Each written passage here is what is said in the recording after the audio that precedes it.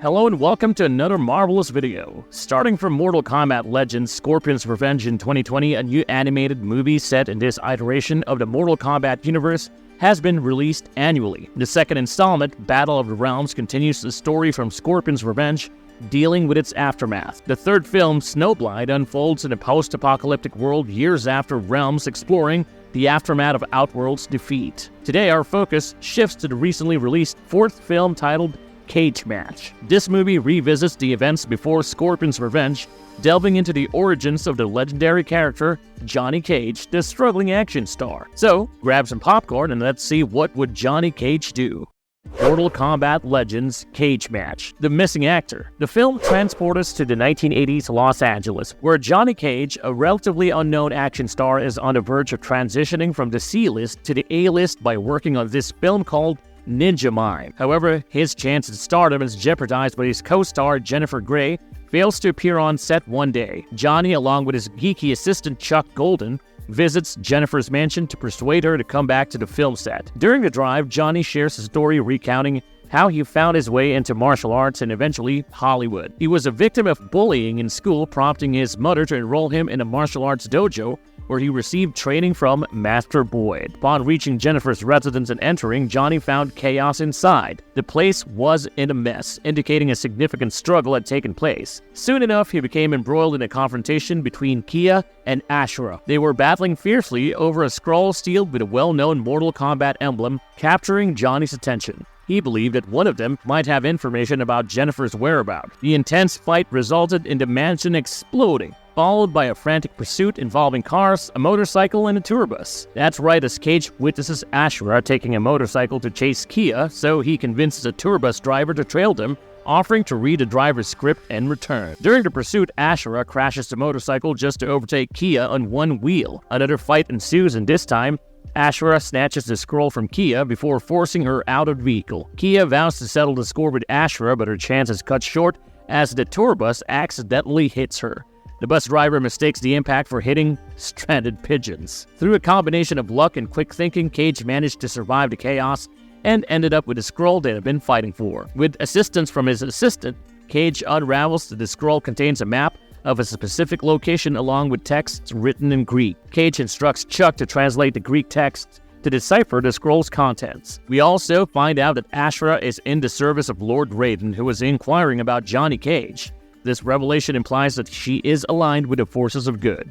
The Brotherhoods Conspiracy. Cage quickly realizes he can't rely on anyone when his agent turns hostile, attempting to seize the scroll. In the midst of their struggle, the agent's human disguise slips, revealing demonic skin beneath. This shocking revelation exposes the agent as a demon from the Netherrealm. It appears that the conspiracy theories suggesting demonic influence in Hollywood have some truth to them, albeit indirectly. Instead of Satan, it's Shinnok and his followers who are behind the plot. They're planning to open a gate to the Netherrealm right in the heart of Hollywood Boulevard. Next, Jennifer is depicted conversing with Jataka, instructing her to search for Johnny Cage, who is referred to as the Chosen One in the scroll. It's unveiled that they are both part of the Brotherhood of Shadow, the iconic antagonistic faction from the Mortal Kombat universe. When Cage and Chuck visit the police department to report events, they find that no one is willing to get involved in the matter. Following that, they arrive at the magical mansion where Cage has his first encounter with Jataka. She guides him to the hidden location,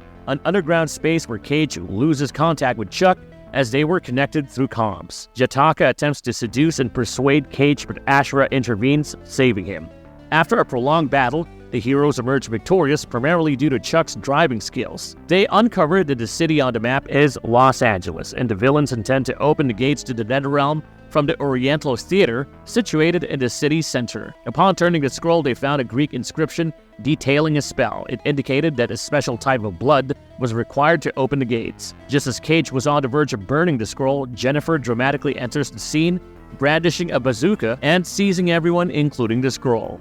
From restraints to redemption. Upon regaining consciousness, Cage finds himself restrained on a bed. He learns about Jennifer's connection with the Brotherhood and her scheme to bring Shinnok to Earthrealm. He reveals her intention to use Cage's blood, which is considered special as it belongs to the bloodline of gods, to to accomplish this plan. The animation transitions to depict Ashra and Chuck confined in another room alongside Ethan, the director of the movie Cage and Jennifer were involved in. Surprisingly, even he is involved. He menaces Ashra with a knife, pressuring her to disclose the whereabouts of her master, Raiden. The knife is employed to torment her, and Ethan threatens to do the same to the vulnerable Chuck, reasoning that Ashra's weakness is revealed through the suffering of the innocent.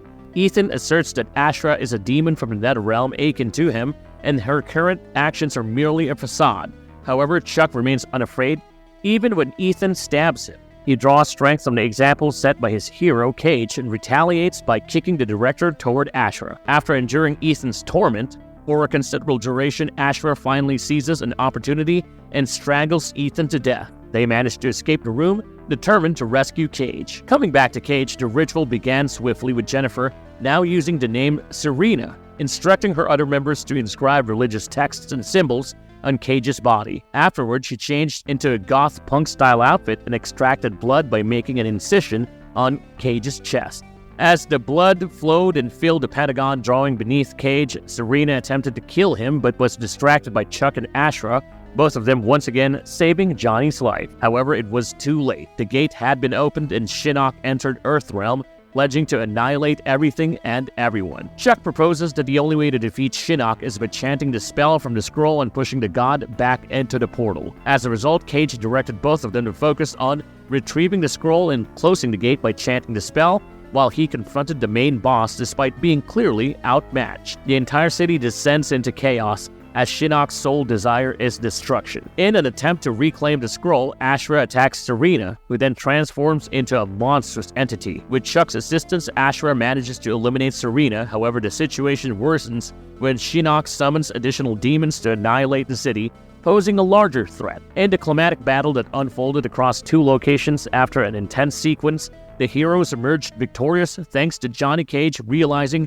this special part within him. Shinnok was banished back through the portal, and the gateway to the Netherrealm was sealed by Chuck. Ashra and Chuck destroyed the scroll before rejoining Cage, where the former receives a kiss from Cage as a token of gratitude for her assistance. The final scene is remarkable. Chuck enrolls in martial arts classes to become Cage's video game double and starts calling himself Mocap, while Ashra persists in her mission to eliminate demons and preserve her holiness. As for Cage, he triumphs in securing a sequel for his Ninja Mai movie and continues to star in subsequent movies. He remains a prominent figure in California, occasionally filming on remote islands. Marvelous verdict. And that brings us to the end of this video. Cage Match is a heartfelt tribute to a distinct period and the popular culture it spawned, incorporating influences from movies and TV shows that inspired the Mortal Kombat universe. However, this specifically might not resonate with everyone, making the film a matter of personal taste. The animation stands out with its impressive stylized 80s appearance and dynamic fight choreography, surpassing the previous film in the franchise. If you're a fan of 80s action films such as Lethal Weapon, Rush Hour, or Die Hard, you'll likely appreciate the aesthetic of this movie immensely. The voice acting is top-notch, particularly Joel McHale's performance, who effectively portrays the self-absorbed Cage humorously and endearingly. This includes voiceovers and a fourth wall break reminiscent of Deadpool, eliciting genuine laughter. In summary, Mortal Kombat Legends Cage Match is a skillfully crafted and delightful movie that offers a refreshing departure from the seriousness of previous films in the series. It serves as a satisfying interim for fans eagerly awaiting the forthcoming live-action Mortal Kombat sequel featuring Carl Urban as Johnny Cage. If you like this video, remember to hit that like button and share this video with everyone you know. I'll see you on the next one.